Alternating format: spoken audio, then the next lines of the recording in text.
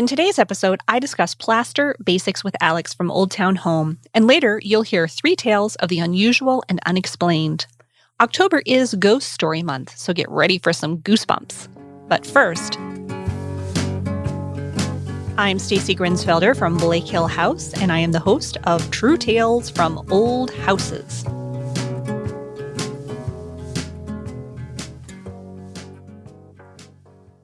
Hello, everyone. I have a very full and fun episode for you today, so I'm just going to give a few announcements and then get right to it. Not going to chit-chat, don't have a lot to tell you other than these announcements. So first, if you are going to the Hudson Valley Live audience event, please be sure to check your spam filter for emails from us. Our email is truetalesfromoldhouses@gmail.com. I sent one message on October 22nd, and there may be a few more between now and November 6th. I'm not trying to flood you with email, but as a detail-oriented person, I want to make sure you have all of the information that you need. I am so excited about this event. We will be crashing Susan and Will Brinson's house for the day, and they could not be more generous hosts. So if you're coming, I cannot wait to meet you. The in-person tickets are sold out, and that brings me to the next announcement, which is a bit of a bummer. I really wanted to have a remote Zoom option for the event, but I cannot swing it this time around. There are a lot of moving parts when it comes to putting a live audience show together, and something had to give. Now, I'm sure we're going to do this kind of show again, somewhere new, maybe even where you live, and I will work on a Zoom or live streaming option for the next one. And even though we won't have a remote show, everything we record on November 6th will be available on November 22nd and December 6th. November 22nd and December 6th are our regular Monday release dates. Now, I just threw a whole lot of dates at you, but if you're not coming to the show, all you really need to know is that you're still going to be able to hear the episodes. They'll just be released on our normal schedule. And my final announcement today is that we are doing another short merch run, and it will run November 1st through November 12th. That's only 11 days. I wanted to do it real quick, but I wanted to get the run wrapped up and your orders as soon as possible in case you want to give True Tales from Old Houses merchandise as a holiday gift. I keep hearing about all these potential shipping delays, and I'm already sweating that, but hopefully this will all go as smoothly as it has in the past. We'll have some new items available, some stickers, that's kind of cool, new colors and styles for hoodies and tees. And anyway, everything you need to know about this very short merch run is at truetalesfromoldhouses.com. Okay, that's it. That is all I've got. Now let's talk plaster and ghosts.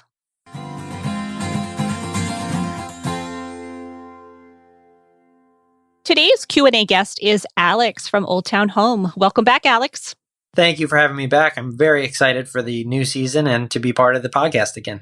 Well, I'm excited to have you back too, and I feel like we haven't talked in a really long time, so it's great. We'll have lots of things to talk about during this Q&A portion of Season 6, which I can hardly believe. Season 6!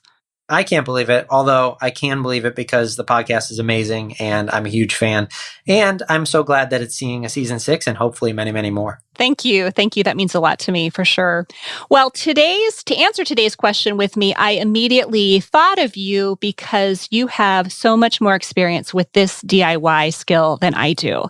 And the question that we got was, I want to repair my plaster, but where do I start? So let me start by setting some parameters with this question, because with these super broad topics, honestly, you and I could go on all day.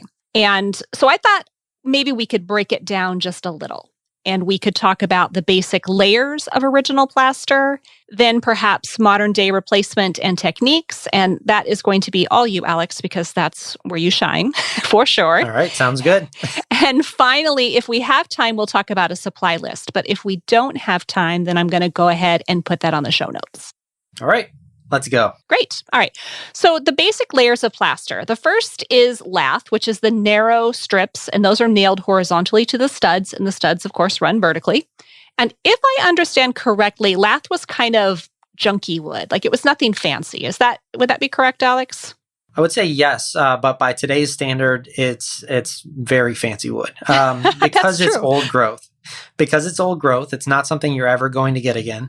It's not something, it may have been rough sawn, just sort of throwaway back in the day, But now people are salvaging it because it's high value, because it's endangered, essentially. Once it's gone, and we can't get that back. Yeah, good point. Hadn't really thought about that. But yeah, we could plane that down and make something cool out of it. Be much better than the stuff we're getting at our big box store. Yeah, and I also know when people do, and I did this in our project in our bathroom, when we were repairing a large section of missing plaster, I actually used salvaged lath from another project in order to put in appropriate old growth lath so that it's exactly the same as the rest of the plaster. And lath is actually kind of flexible. So like if you've ever hammered a nail into plaster and felt some give or bounciness behind, then that's the lath moving. Has that happened to you sometimes? Yes, and that's also why I never hammer into plaster anymore. Yeah. I always pre-drill with the pilot hole first and get my my hooks exactly where I want them. Right, I'm sort of there too. Have you ever had that experience where you hammer a nail in and then you move the hammer back and the nail pops back out, and then you hammer it and the nail pops back out again? It's like a cartoon. You hammer it and then you look about 3 feet to the left and find the crack. Yeah. Ooh, yeah. Oh, okay. So speaking of that, now the next coat would be the scratch coat. And the scratch coat is that first rough layer that goes directly onto the lath. And it's about 3/8 inches thick. And it actually presses through the lath. And then those drippy parts on the backside of the lath, those are called keys. And that's actually what's holding your plaster on. And you know more about this, Alex, but the scratch coat, it often has hair in it, right? Sometimes people talk about all the old hair they find in their plaster. Right. Generally people call it horsehair plaster because a lot of times it originated in horse, but also donkey hair, goat hair, any type of livestock from the time, people would mix in the hair to give it structure. And that first coat, the scratch coat, has a more densely populated amount of hair, essentially, in when you're looking at the comparison of plaster to hair. And that structure allows those keys to retain the hold that's necessary across the back of the lath. So that scratch coat with the horsehair or any other type of hair gives that real the structure that we want, with a little bit of flexibility to be maintained in lime plaster. So if there's no hair in that, what did they use after they stopped using hair? So there's a bunch of different material that you can use. Synthetic hair is what you can use in modern day if you don't have access to a goat or something like that. You can also get goat hair still. And I use synthetic hair in our most recent restoration of the plaster. It's a little bit more coarse, so it sticks out a little bit more. So you have to be careful of it and make sure it's laying down when you float over it. Earlier in the 20th century, because everybody liked using asbestos, sometimes people would use asbestos. That's not super common, but it's worth being aware of if you're ripping into your old plaster, that sometimes the hair in there, the fibers that you see, could have been asbestos, and you should be aware of it if you're especially doing a lot of demo or anything like that. Good point. Protect yourself and have it tested if you have any questions. Next up would be the brown coat, same thickness as the scratch coat, but it's put on, it's still rough, but still, it's not quite as rough. It's not scored. We forgot to mention that, or I forgot to mention that the scratch coat is actually scratched or scored. And then the brown coat goes on over that, and this time it's still rough, but it's not scored. Yep. I actually have I think it's called, I'm not sure if it's scarifier. I like to call it scarifier because it makes everything stand up. But it's essentially like a large fork. And you drag that through the scratch coat as it's curing, and that's what gives it the lines that you often see in a scratch coat that allows the brown coat to adhere more adequately to the scratch coat, so it becomes one rather than having two individual coats that can delaminate. Okay, all right. And finally, I'm just going to go over this part real quick. The last coat's the finish coat, and it's lime putty. And lime putty makes the plaster wall smooth and solid, and it is not the same as plaster of Paris, which a lot of people think that it's the same. But plaster of Paris, although you can make it smooth, is gypsum, not lime. Lime is made from limestone, different mineral. Gypsum is a mineral all in its own. It is not made or derived from lime or limestone. And I think that one really important thing to point out is that in a traditional 3-coat plaster, lime plaster, every single coat consists of that lime putty in some amount. The scratch and brown coats have sand added in with it. So as you get forward on the coats, you're having less and less sand. That's the coarseness. And then once you get to the final coat, and you can even go through a 4-coat, 5-coat system, getting down to that perfectly smooth finish. I'll put when we do the supply list, I'll put some sources for these items as well on the show notes. All right, so that's the hard part. Yeah. With plaster is understanding where to get all of these traditional materials in modern day. Right. Okay. So we're already into this topic. So let's, for a few minutes, I guess. These are supposed to be shorter segments, but there's a lot to talk about this time. So let's go into sort of either modern replacements if you need them and technique. Tell us, what is your technique? So my technique over the years, I've been doing this as a hobby for 18 years, I think. My technique is make a bunch of mistakes first and then learn from your mistakes and hopefully share those mistakes with other people so that they don't have to make the same mistakes. Nowadays, this started out using the wrong materials, gypsum products, joint compound, that sort of thing. Now I gravitate more towards the more traditional lime plasters because a few things. One, my budget allows. Two, the materials are more readily available than they were 19 years ago. And three, I want to stick with the historic materials because they're more forgiving when you're going over existing lime plaster because lime breathes versus gypsum, which doesn't. And by breathing, it has to do with moisture absorption and letting go of that moisture, having to do with humidity or just normal seasonal changes. And typically, I'm dealing with skim coating or major repair. And there's two different approaches to it. With major repair, you're looking at replacing large missing sections. And really you get into what's called stabilization of the base substrate plaster. That has to do with repairing large missing sections, repairing cracks, making sure things are really holding onto the wall. So first step is always figuring out how bad of shape your base coat is in and what do you need to do in terms of that stabilization. I use a product called Plaster Magic. It's Big Wally's Plaster Magic.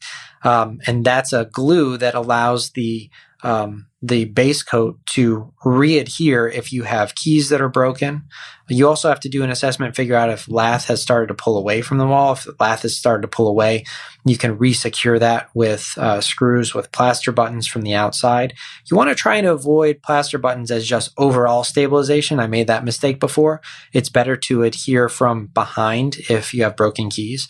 But if your lath has started pulling away, using plaster buttons to suck that plaster back up against your studs really goes a long way.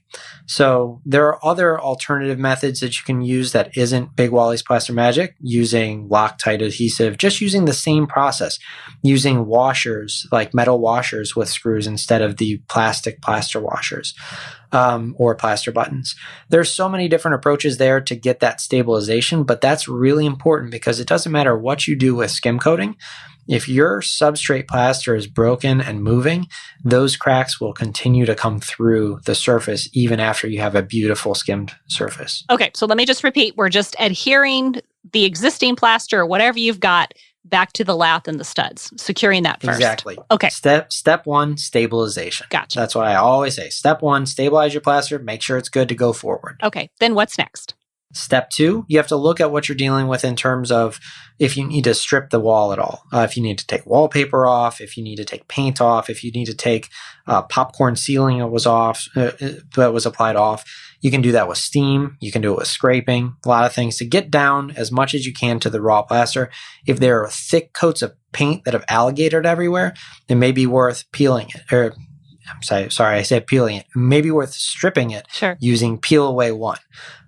Peel Away 1 works really well on plaster, gets through the paint really quickly, gets you down to that raw plaster that you want to be working with.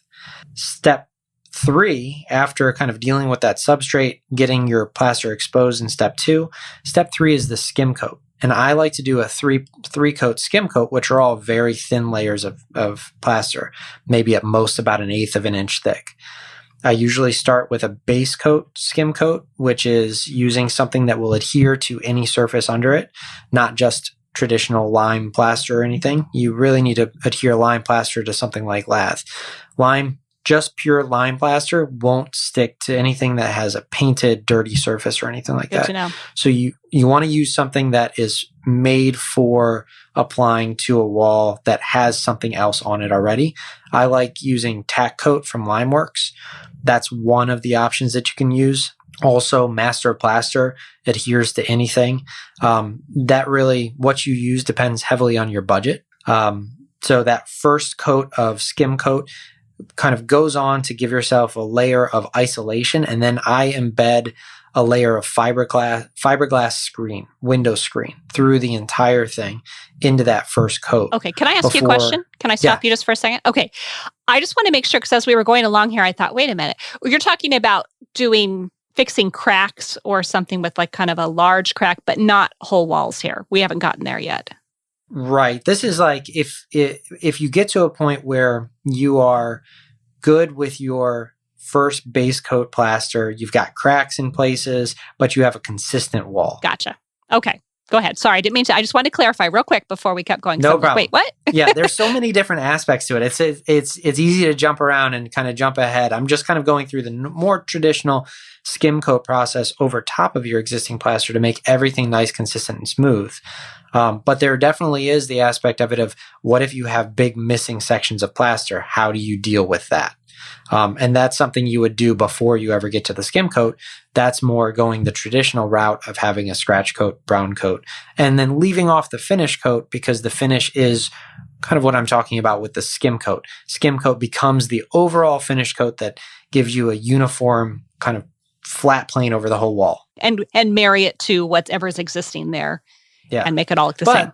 That being said, you can just as easily do this process in small sections as long as you're sort of feathering it in with the rest of the wall so that you don't have big jumps of, well, this is a patch section versus this is not a patch section. Okay. All right. So where we left off, you were at the tack coat. You put the tack coat on, then you embedded fiberglass mesh into it, and then you top coat? That's just plain old window screen is the fiberglass mesh. Gotcha. Okay. And then the next coat after that, you can do the coat of tack coat. If you're using master plaster, another coat of the base coat. A lot of times for a lot of people, plaster is not perfect and there's some roughness to it. That may be sufficient to do another coat of tack coat or a base coat. The thing that's really important when you're dealing with plaster is to remember that lime plaster remains workable after you put it on the wall. So you put it on, you let it cure for 10, 15, 20 minutes, and then you come back with a spray bottle and you start spraying and troweling over the wall to make it nice and smooth. And that takes out a lot of the lines that you've left in it from being an amateur at what you're doing. That's natural. And that makes it so that you don't have sanding as part of lime plaster application. Actually, you don't want to sand because there's some sort of a aggregate, perlite, something like that that's in the plaster that you don't want to release into the air as you're sanding it. So when you're working it with a trowel, smoothing it with a trowel, you're actually settling it down and making yourself have a nice layer for the next layer of plaster that you're putting on, and you don't have to sand at all. That's really interesting. That's almost exactly like using lime mortar to repoint stone. Same thing. Put it on, come back.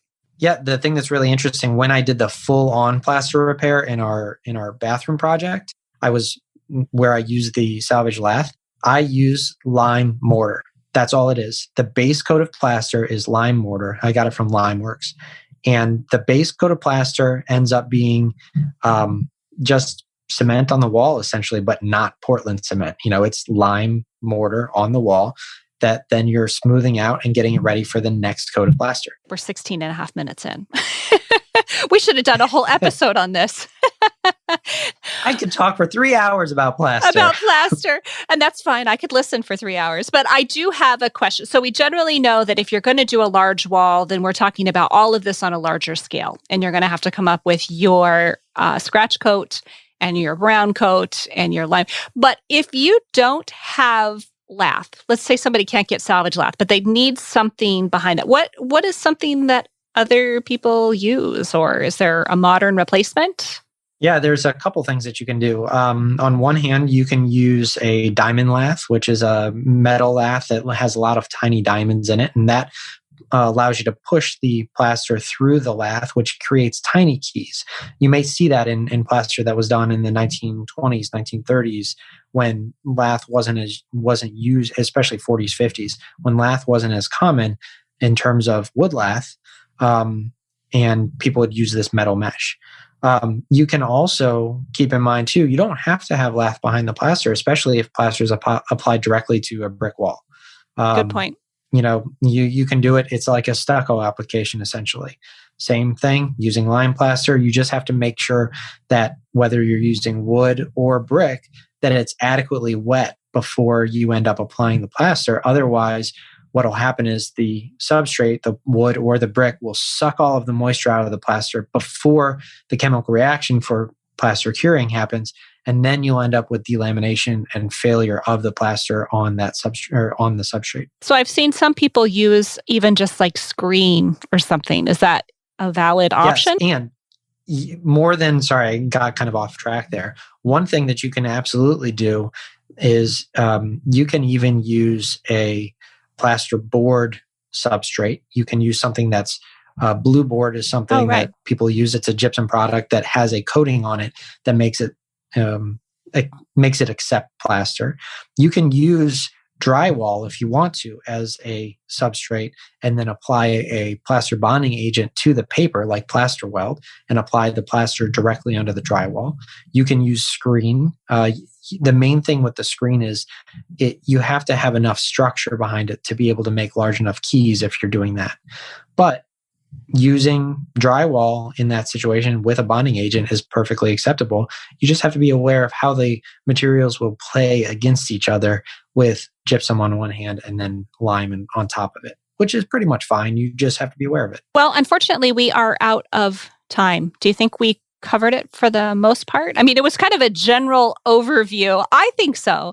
But then again, I know... That was a Cliff's Notes. Yeah. Definitely Cliff's Notes version. I was going to say, again, I know a little bit about plaster, so maybe it's all making sense to me because I already know a little something. But I hope that it helps anybody who's listening to at least understand the steps. Because like you said, the hardest part is finding the supplies. And we can provide those in the show notes. And then once you know the general steps, then that can at least get you started in the right direction for research and figuring out how the best practices for your own house and own situation. So I'm hopeful we've helped. I would also say that people reach out to me often on Instagram to ask if they can salvage their plaster. My answer is almost always yes, you can. And the first question I always ask them is, what's your budget?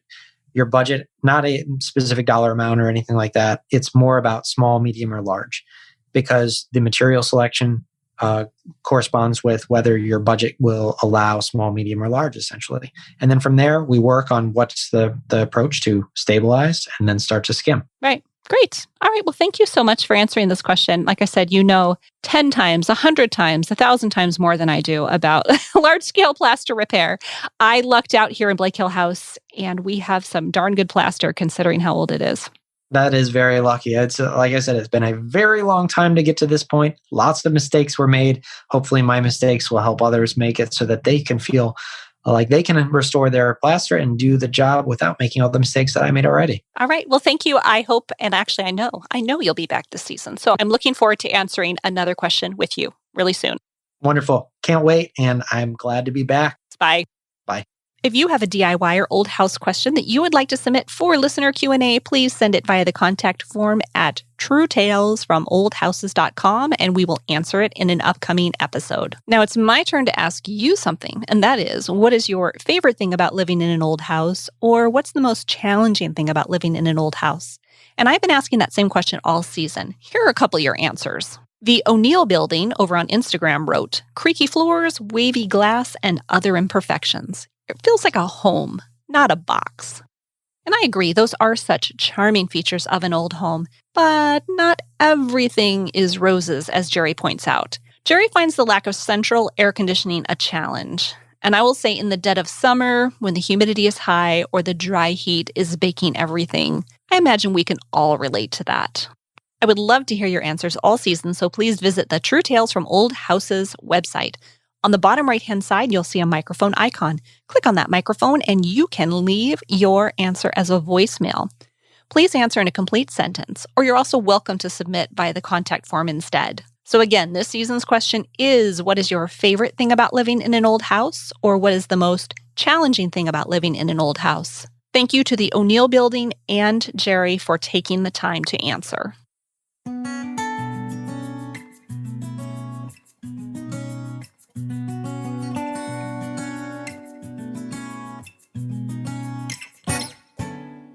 I want to take a couple minutes to tell you that True Tales from Old Houses is supported by the Window Course from Scott Seidler of the Craftsman blog. The Window Course is a step-by-step do-it-yourself program that will teach you everything you need to know to successfully restore your historic wood windows. It's self-paced, so you can go as fast or as slow as you need to, and there are several price points to fit your needs and budget. The weather's getting cooler, I know, but that does not have to slow down your window restoration progress. Out of necessity, I work on windows in my workshop year-round. And even if you've decided you don't want to start this until spring, now is the perfect time to take the course and learn the process. Make a plan, gather your supplies, and you can hit the ground running when the weather turns warm again. If you sign up for the Lifetime Access Package or Training Package, then you will get a free infrared paint remover, and that's a $130 value. The window course is offered with a money-back guarantee, and now it comes with an infrared paint remover, too. That's like $130 right back in your wallet. And I've got a coupon code for you, too. Scott is offering True Tales from Old Houses listeners a special discount. For 10% off, visit thewindowcourse.com and use the coupon code TrueTales. True Tales from Old Houses is also supported by the Plunger app, whose mission is to solve 100% of plumbing problems that don't require an on-site plumber. The Plunger app is free to download. Open the app on your phone or tablet, click Talk to a Plumber Now, and you will be connected with a licensed plumber in your area who will help you troubleshoot and solve your plumbing problem with a face-to-face video chat. That just delights me. I think it's so cool. I've used the Plunger app twice, and quite frankly, I cannot stop talking about it. Plumbing is really, it just feels high stakes. When something goes wrong, it's always such a disaster. Having instant access to a plumber makes all the difference. Plunger can even ship all the parts you'll need right to your front door. Plunger truly is plumbing for the people. Here's what you need to know. Download the free Plunger app at plunjr.com/download, and I'll put that in the show notes too. Tap Talk to a Plumber Now to solve your problem. It's that easy. And there's a True Tales from Old Houses secret word. It's flapper. Mention the word flapper and get your first call for only $10. So what are you waiting for? Use the secret word flapper to save, and be sure to tell them that I sent you.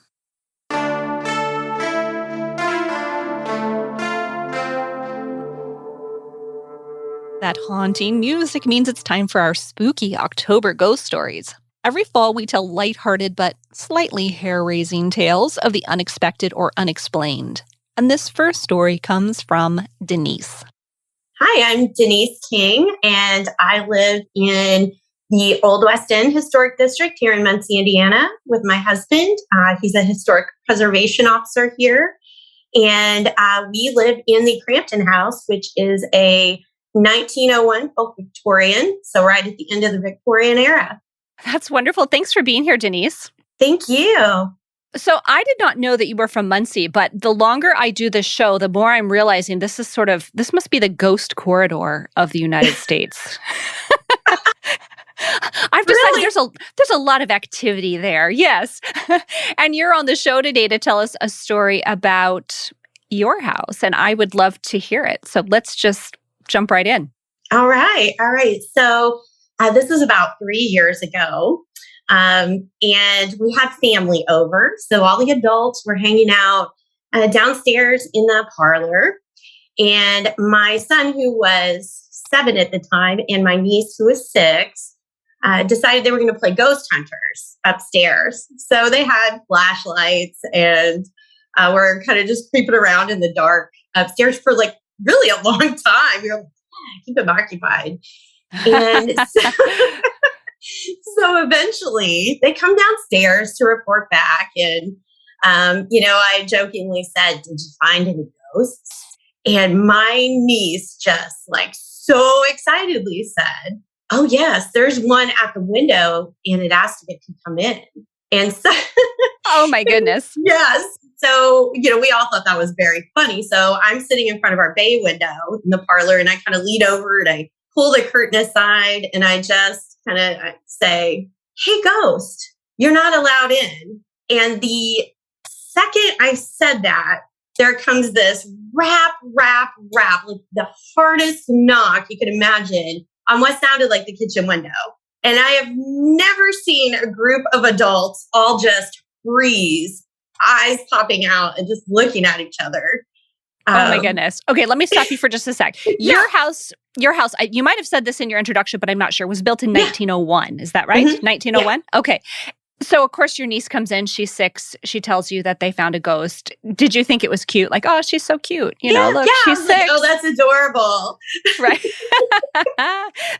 Did you ever play that game with your cousins? I always played that. They lived in a really old house. I never knew to be scared, but we did the same thing. We did the whole ghost hunter with the flashlights and everything. So look for the cold spots on the stairs, that kind of thing. Absolutely. Yeah, definitely. So you heard this rap on the kitchen window, a really loud knock. Now, is your house close to the ground? Could it have been a tree or something like that? No, we, of course, everyone then jumped up and was like, what is going on? So we all heard it from the same direction, go looking around.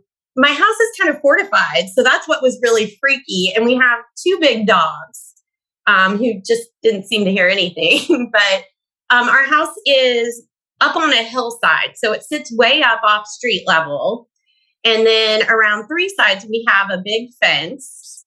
And the window in question actually sits on the side of the house that cuts into the hill.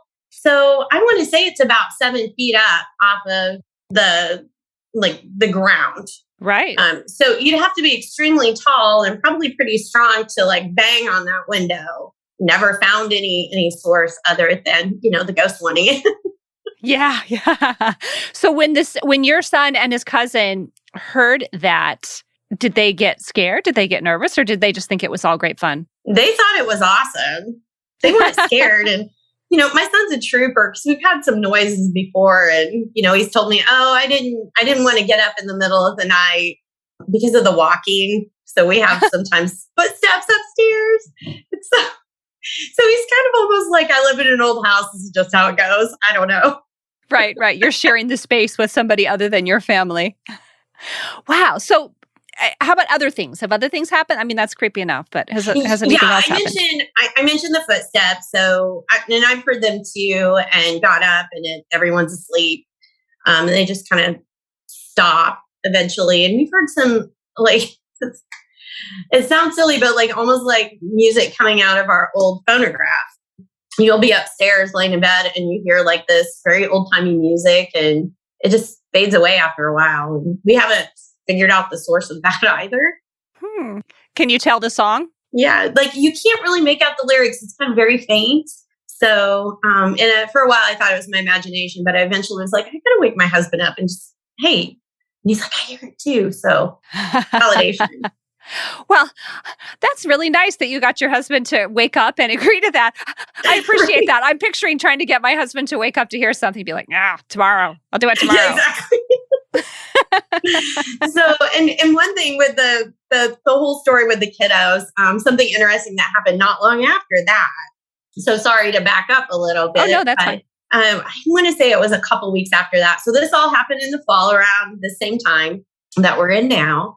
Our jack-o'-lanterns disappeared off our front porch, which isn't super strange. But the strange thing is, I was driving in the neighborhood a couple days later, and just a few blocks over, here they are on the porch of a house.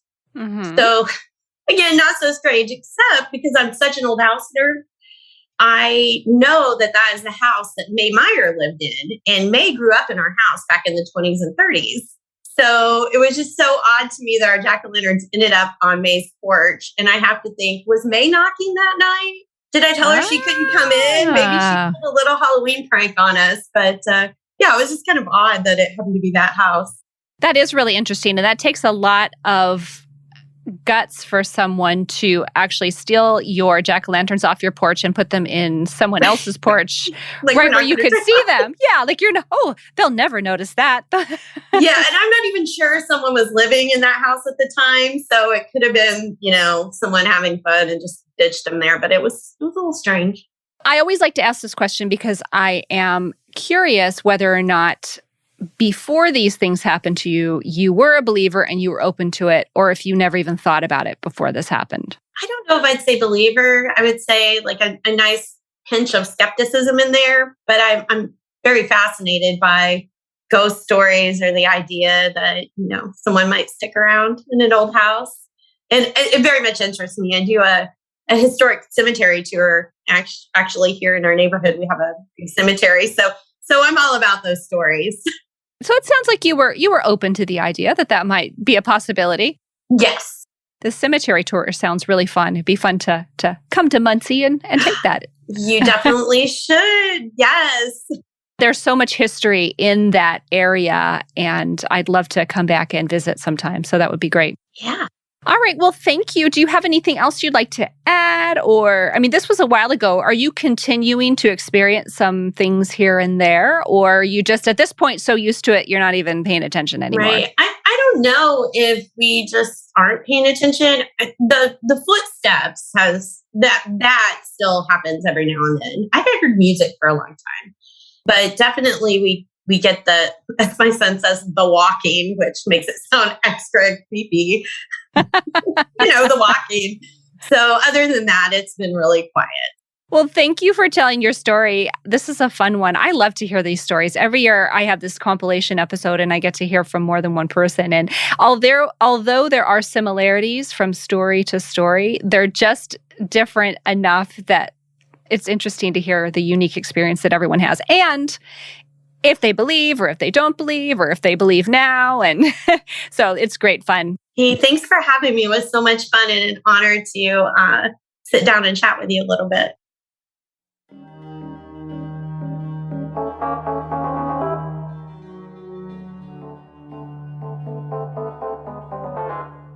Our next story comes from Molly. Molly explains how she embraced the new family member that she never asked for. I'm Molly Mogren Cat, and I live in Minneapolis in I think 1903 Victorian-ish house. I don't really know the exact style. That's okay. You aren't required to know to be on this podcast. That's good. I don't know. I feel like old house styles it's always like a mishmash of things. Well, you're right. And there is a lot of crossover, and not every house is a high-style house. And so builders, families took liberties with what they wanted. They just pick and choose what was interesting to them or what they wanted to add and what spoke to them and appealed to them at that time. So you're right. A lot of them are mishmash. And what's funny is I think our house probably used to be a little more high style, but in the 90s, the couple who owned the house before us just took down a bunch of the exterior like greatness and put up vinyl. Yeah, interesting. Yes, so it probably used to be more a lot of things, but anyway, the inside's still great. Right. Yeah, it is disappointing to inherit somebody else's project. Yes. For sure. So tell me a little bit, how long have you lived in your house? Well, we've only lived in the house since March of 2021, but we bought it in, like spring of 2020, the apocalypse. So, we've been working on this house for a little over a year and finally just like moved in a couple months ago. But it's interesting because we have lived across the street for 10 years. Oh, okay. So you could just look at your project house right across the street. Correct. And I keep thinking, my husband is an engineer and I'm a writer, so I've been working from home for a long time. But I think without COVID, we probably wouldn't have been able to actually tackle this project because, instead of spending an hour a day commuting and being in the office, he's the handy one. I'm like let's pick out paint colors one. But yeah, I think without that sort of like pause from life, we would have had a hard time tackling this project. Right. Yeah. Even the commute time really wears on you after a while. It makes you, every time, if I have to get in the car and go somewhere, I'm always tired when I'm done. Doesn't matter if I drove 10 minutes or an hour. Well, totally. And not only that, it's like, if you're meeting contractors or whatever, just being able to pop over across the street versus like having to plan your whole day around it. It's like really the only good thing from the last year. All right. Well, you are on the show today to tell us some experiences that you've had in your house. It's just this house, right? Or have you had experiences in other houses too? No, it's just this house. Like I said, we bought this house a year ago because the people who have been living here actually it was the woman's parents who bought it in the 1950s. So they had been living here for almost 70 years. There were two kind of, I would say like mentally ill shut-ins. Like he was a Vietnam vet with pretty bad PTSD. So never really talked to anyone in the neighborhood. They didn't have friends, family, anything. So it's kind of a sad story in that regard. But I have been spying on this house for like 10 years because it's kind of, we bought the weird house on the block, like Bates Motel, weird vibes. Basically, when they said they were going to sell it, I couldn't resist the opportunity to look at it because it had just kind of given me the willies for so long. And then finally we came and looked at it and I was like, actually, this house is great. So, we ended up buying it. They're both in a nursing home now. So what's funny is like when we first bought it, I was in here and I just got like this weird, like chill sort of thing when I was at the top of the stairs. Actually, right here in the room I'm talking to you, it was right at the door, and I was just like, ooh. And it kind of just happened again now. Okay, so anyway, I have now. Please just don't think I'm super weird, but I know a woman who's a psychic. So I asked her about it, and she said to me, "I was like, we just bought this house. Is there something weird going on here?" And she said, "Kind of." There are a lot of spirits in that house, but you can get rid of them with, saging or whatever. I don't really know I don't even know how much of this I believe, but she said there's one spirit you're never going to get rid of. And it's a man, and he is not bad. He's a good spirit, but he doesn't want to leave. And so what you can do is you can tell him to either be helpful or stay in your place. So I thought that was pretty creepy. And then I asked her, I was like, do you know anything about him? Do you know who he is? Do you know his name? And she said, I think it's the guy who built the house. And I think his name's Henry. Okay. So at that point, I did know that the house was built by a guy named Harry. So close. Yeah. Yeah. And anyway, so Harry, it kind of sounds the same. So he was a grocer that owned the grocery store 3 blocks from here. It's now a very cool dive bar called the Stacy Club. But he built the house in 1903 after he got married to his wife, Harry and Harriet. They built this house and they lived here for about 5 or 6 years. And after that, he and his brother bought an orchard out in Washington State and moved. And like a year and a half later, his wife died. I don't know. In my mind, I'm like, if Harry is here, maybe this is, like where he was happiest. Maybe he wishes they had never moved. I'm not really sure. But anyway, these are all ideas I've had. But I've had 5 separate people come to this house and tell me about the man that they've seen. I've never seen him.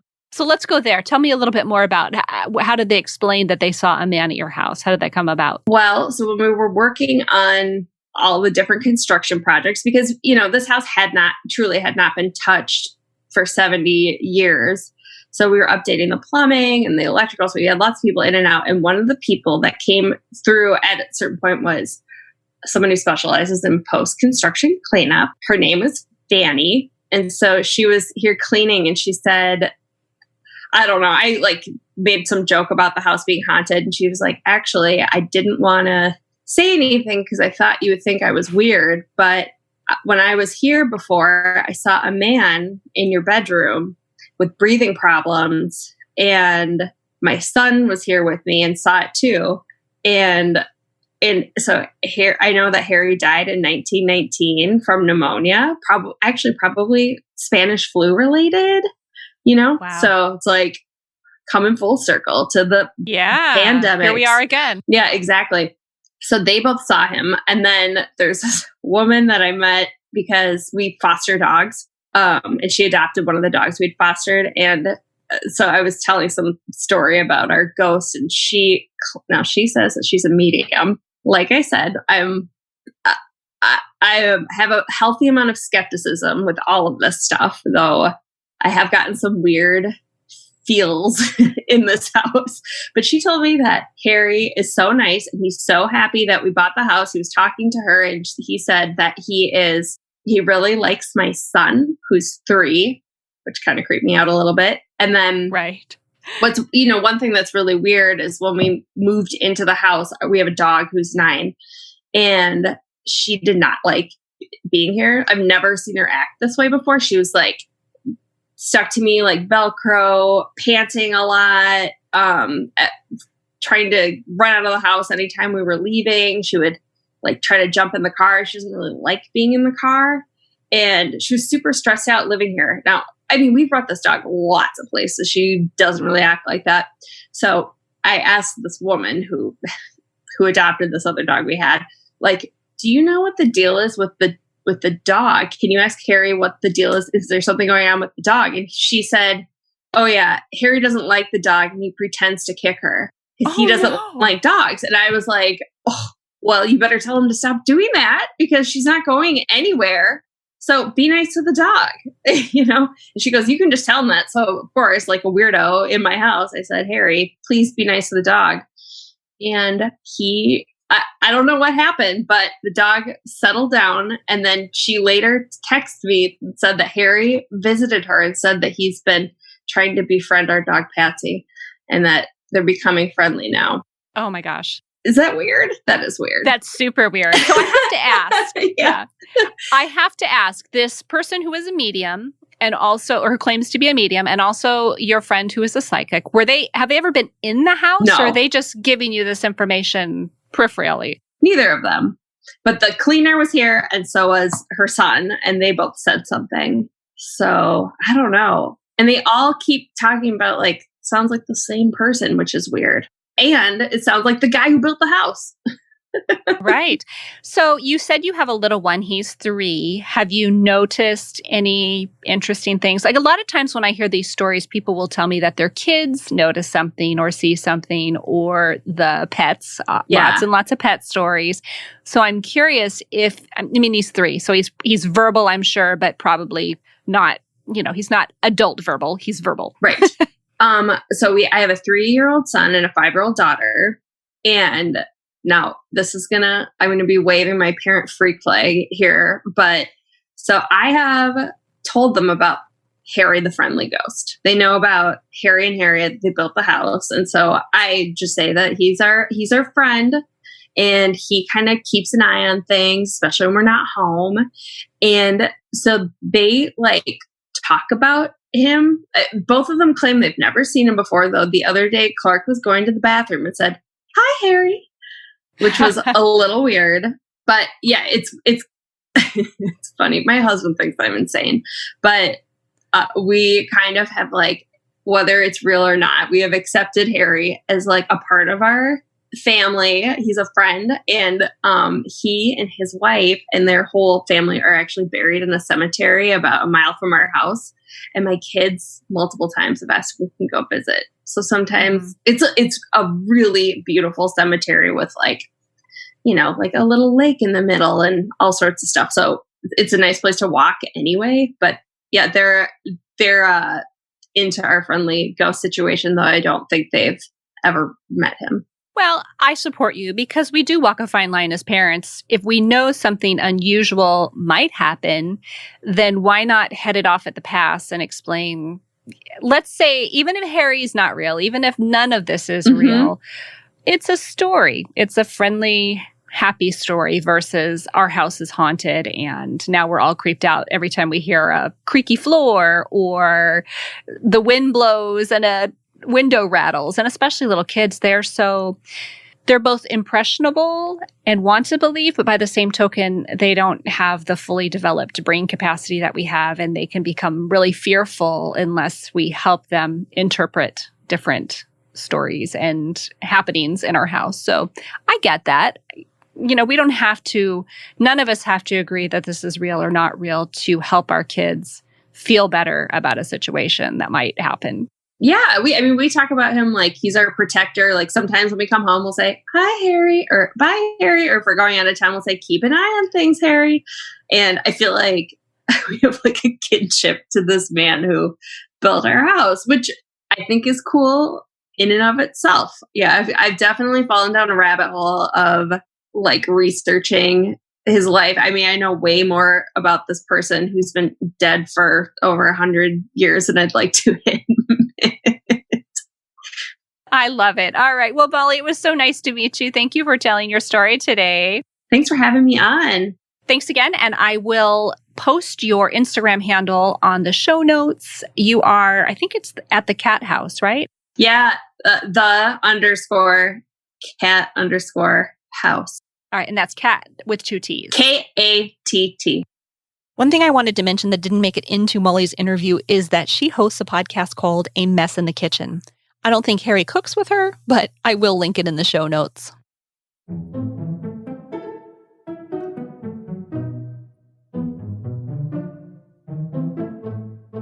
The final story today comes from Brianna, and it comes with a warning. This story relates to the death of a very young child.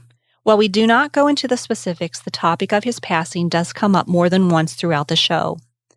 Overall, Brianna's experience is a tale of kindness and respect. However, if you feel like you cannot enjoy this story, I will understand if you want to end the show right here. There will be a new episode not related to ghosts in any way, available on Monday, November 8th. Hi, I'm Brianna. I live in a 1920 craftsman house with my husband and our rescue dog, Lonzo. And we really love our original windows and unpainted woodwork and original kitchen built in. Well, hi, Brianna. I love all those things too. Wavy glass. Wavy glass forever, right? First of all, I should say thank you very much for being here today. And I'm so excited about your windows. I've been watching your progress over the last couple of years, and I'm just so proud of you. And you've really taken this by storm. You're working on storm windows. That was an inadvertent pun. But yes, you're working on storm windows and casements, if I remember correctly. Yeah, we're working on our casement windows. Each one is a bit different than the previous. So each one is more of a learning experience than we anticipated. Absolutely. I'm sort of chuckling to myself because, people always ask me like, so does it get easier? And I'm like, well, yes, window restoration gets easier because you know the steps, but I have yet to find a window that's exactly like the last one that I did. There's always a little something special in there to teach you something new. It's true. I think the hardest part is overcoming the initial intimidation. And then it does get easier in a way, like certain parts, but then there's other parts that you're like, oh, this was unexpected. Nothing is ever easy in an old house. Well, you have a story to tell me today. And every year in October, of course, we tell these ghost stories. And I think you've got a good one. So why don't we've got the setup here. You're in a 1920 Craftsman. I mean, I don't know anything about the families that live there, but sometimes with these stories, lighthearted ghost stories, there is some overlap there between something that happened in the house and something that the present owner is experiencing. So why don't you just tell us the story? So when we came for our walkthrough, there was a mid-century modern record console in the garage under a blanket in mint condition. We had wanted one. We were like, what is this here? And the current owner told us that it was his aunt's, who he had inherited the house from, that it had to stay with the house, and that there was a baby. We know as the baby was named Jackie. So baby Jackie died. And I'm not sure if baby Jackie died in the house, but they played records to soothe him. So we were like, oh, okay, absolutely. Totally stay with the house. No problem. Danny, my husband, and his brother moved it in one day, cleaned it up, finally got it back in the house instead of the garage. And that was when we were really still in move-in mode, moving things in, cleaning things, getting lights back installed after painting the ceiling, painting, all of that. And the previous owner was a very messy painter. And so part of what I was working through was cleaning all of the baseboards because they had paint splatters all over them. Right. So, I mean, I was about to be working next to the radiator. It was getting a bit warm. So I went to the thermostat and I turned it down. I think I turned it down to like 60 because, well, I didn't want heat as I was working. Sure. I was already, like a bit overheating. So then I go back and I'm cleaning the baseboards by the radiator, and the radiator started like steaming, like really steaming, like blowing out steam, making all these noises. And it was so hot right next to it. And I was like, what did my husband do? Like, why did he turn the heat up this much? I just turned it down a second ago. He shouldn't be freezing. Like, what? Go out in the hallway and the thermostat, and it's one of those like old school Mercury ones, like not a smart thermostat or anything. Right. It was turned past 95 or 100, which was the highest. It was completely turned the other way as far as it would go. Wow. So when you say old school, is it like the round kind with the little dial and then you turn it to the right to make it higher? Yes, it was one of those. And so like I had turned it down to 60.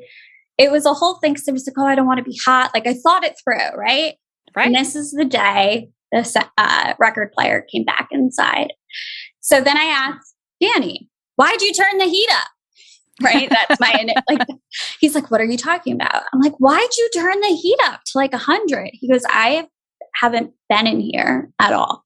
I was like, oh. So I turned it back down.